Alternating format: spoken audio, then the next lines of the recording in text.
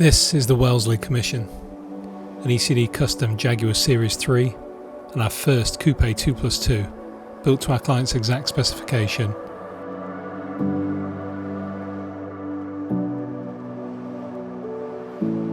The Wellesley Commission is painted in full gloss British racing green with chrome accents.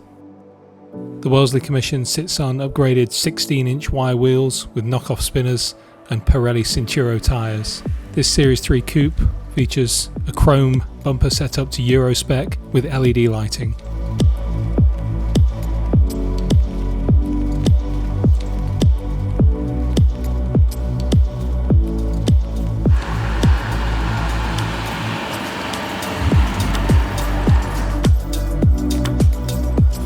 Inside, the Wellesley Commission features a 15-inch original wooden steering wheel with mole bomber gauges, original Series 3 seats, heated and cooled. Each seat is finished in a horizontal Spinnybeck Veluto Pele leather, stitched together in white and beige. The Wellesley Commission is powered by a GM LS3 engine with 6-speed automatic transmission.